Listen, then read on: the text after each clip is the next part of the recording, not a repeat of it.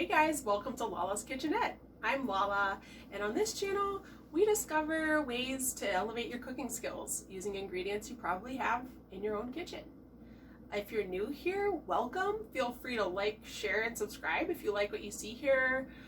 For those of you that watched my first video about the Pomodoro sauce, thank you so much. What an overwhelming response, and I really appreciate that sort of support right now. And today we're making balsamic vinaigrette. And the first thing that we need to do in this process is we're going to peel some shallots. So I got 3 like medium shallots. We're going to be cooking these in oil, really low and slow. We're going to confit. It's like a method of preservation.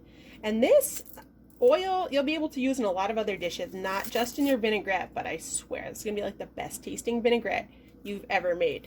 This oil is like liquid gold. I think you guys are gonna love it. So, a little stubborn one over here. Shallots are in the allium family, if you're not familiar. That's gonna be like onions and garlic. Those are all alliums. So, here's how I do a peeled shallot. You know, and if that top layer is a little stiff, giving you a hard time, you can go ahead and just take that whole thing off. So there's one. Put this to the side. I'm going to go ahead and preheat my pan where I have just like a few cups of olive oil, right about 2-3 cups. So with most vinaigrettes, your ratio is going to be 3-to-1, so it's going to be 3 parts oil to 1 part vinegar. But you can adjust that based on your personal preferences. I like mine to be sort of like on the stouter side, like a little stronger tasting. So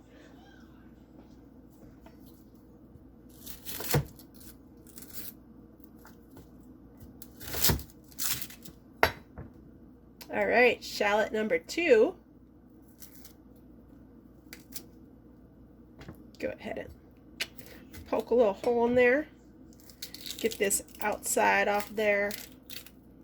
There's that.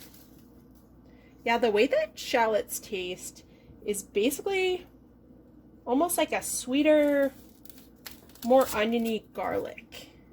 And it is so good. It adds like a really special depth to a lot of dishes.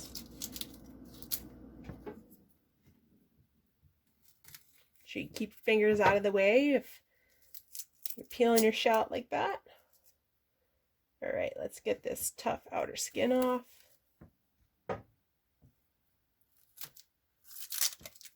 All right, what's up, shallot? Look, what's in there? And since these are these are pretty decent size, I'm gonna go ahead and just quarter these before I put them in my warm olive oil.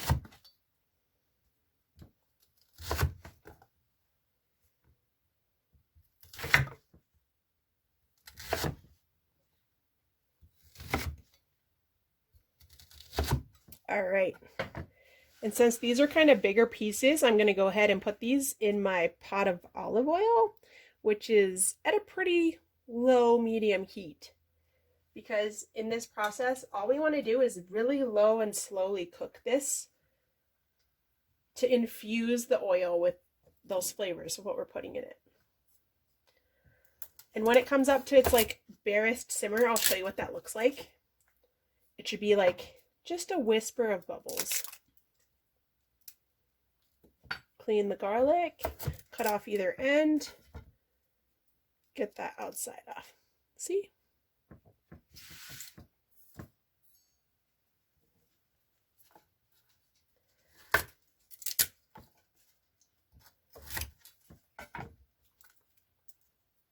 Take that tough outer skin off. Perfect. Look at those guys. This is going to add so much flavor to your vinaigrette.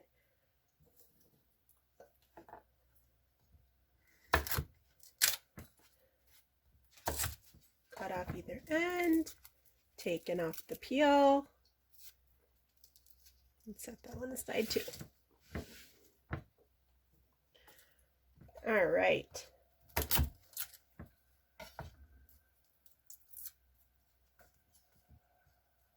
If there's anything that you guys want to see that I maybe haven't covered yet, or you have ideas for future videos, please let me know in the comments below.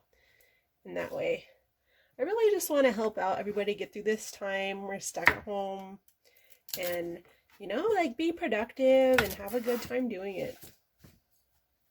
Learn some new stuff. And all right, so that was 3 large shallots, and then I have about, I'm going to call that 4 cloves of garlic because these guys are really small. And if you want to check out what's going on in my pot right now, we have a really light bubbling going on. You really don't want it to go any further than that because it's a really low and slow preserving process to infuse this oil. Anything higher, it's probably going to be too much. It might like caramelize it too fast or burn, but we're just infusing right now. We're infusing this oil, and this is going to be our vinaigrette oil, and it's going to be so good. All right, we'll let this go in a real light bubble for a few minutes, and I'll see you guys on the other side. All right, so we had our garlic and our shallots in their nice little bath of olive oil. They've been simmering for about 20-25 minutes, super low, really little bubbles. I went ahead and turned it down to simmer as soon as it really got going. And what we're looking for is just a hair of caramelization on the edges of our alliums. Let's check it out. See how the edges are just the faintest tinge of brown of caramelization on the edges of everything in there. And that's perfect right there. And I'm going to go ahead and shut off the heat on my burner. I got a slotted spoon over here. I'm going to go ahead and scoop our nice softened shallots and garlic out. It smells so good. I love it. This is like the basis of really, really good, really classic vinaigrette. And you can riff on it any way you'd like. The other thing I wanted to mention is that if you don't have garlic or shallots, you can still make a perfectly decent vinaigrette. Even if you just have minced garlic in a jar, you can skip this step of the process. So the next thing that we're going to do, now that we have our garlic and our shallots scooped out of this nice infused oil, is that I'm going to pour the oil into a nice little measuring cup with a handle. Something that has a spout on it for pouring into your blender is going to help a lot to sort of control the volume of your stream. Oh yeah, make sure you get all these nice little bits out of there.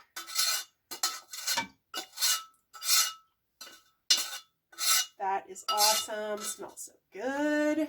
All right. So into the blender, we're going to put our shallots and our garlic.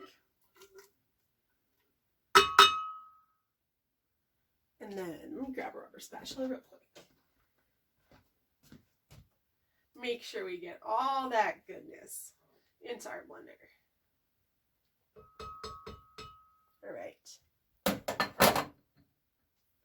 And then over here, I have, traditionally you would be using Dijon mustard, but I have spicy brown, which is basically the same ingredients, has a little bit more texture, which I don't mind. Going in there with, say, tablespoon to start with. You can always add a little bit more if you need to.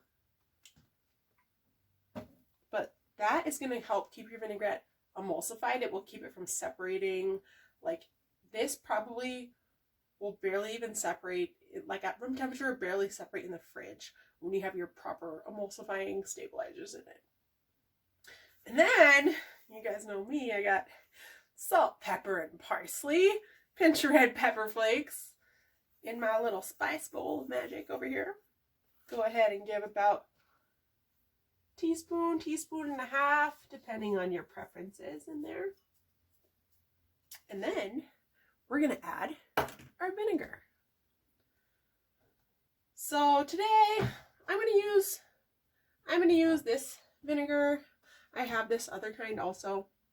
This is a lot sweeter, so I'm going to use this for either like putting it straight on, say like tomatoes, caprese, or for making like a balsamic reduction.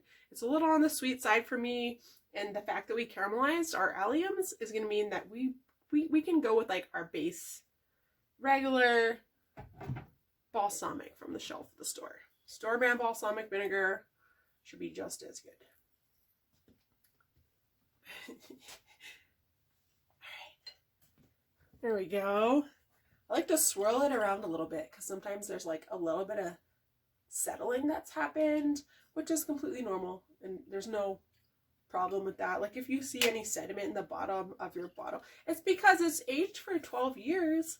I think that's like the basic classification of an aged balsamic. It has to be 12 years is the base minimum of the amount of time it could be aged for to be considered an aged balsamic. And typically that would be in juniper barrels, although I've heard of ash being used or cherry.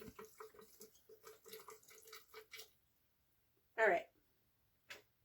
So using our 3-to-1 principle, which is for basically any vinaigrette, it is for any vinaigrette that we're going to make. I'm going to use this much, so that's our 1 part vinegar, and the rest is going to be oil. I have some cold water to splash on the surface of our emulsion to kind of aid it if it seems like it's getting too separated while we're blending it. So I'm going to go ahead and blend together our balsamic, mustard, spices, and of course our garlic and shallots.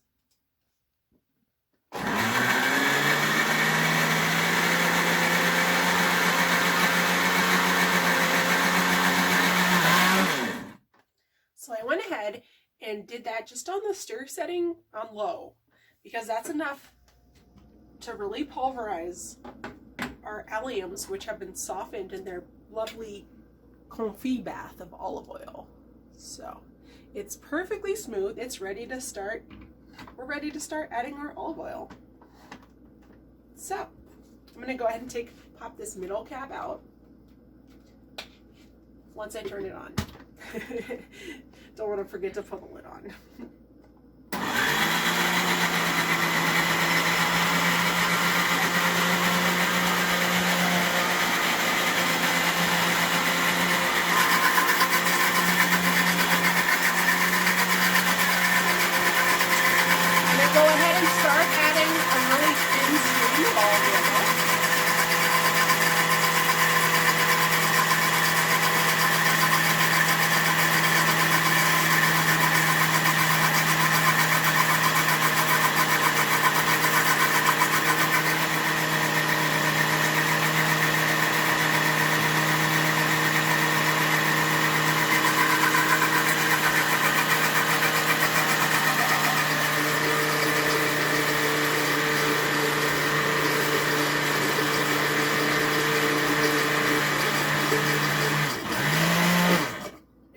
Check out the surface of our vinaigrette, you'll see that it's emulsifying beautifully.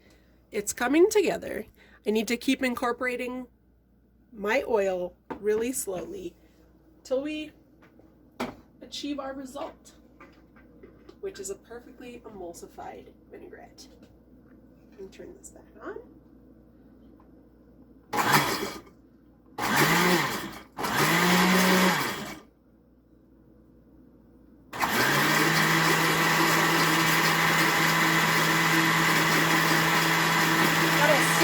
Blender to go off my 60s kitchen.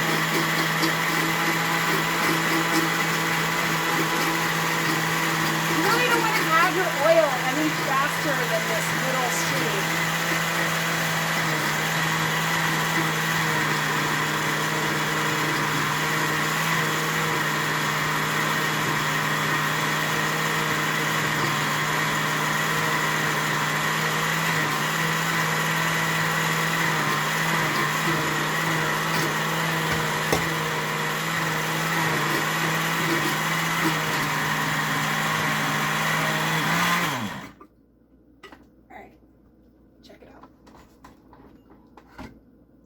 I didn't even need to use any of the cold water to break the surface of our emulsion. It came together really, really smoothly and beautifully. And it probably helped that our oil was warm. We used it right away. And that mustard keeps things from separating. All right. So, you know, this is a really versatile recipe that you can tweak to make it your own. And you could, at that base stage, now you know how to make a vinaigrette, right? We're doing our 3-to-1. You could put whatever, you know, you want to make raspberry vinaigrette, put some raspberries in instead of garlic and shallots. Maybe use garlic and shallots too. This is so flexible. And if you have any questions, let me know in the comments below. And I would really love to see you next time here on Lala's Kitchenette.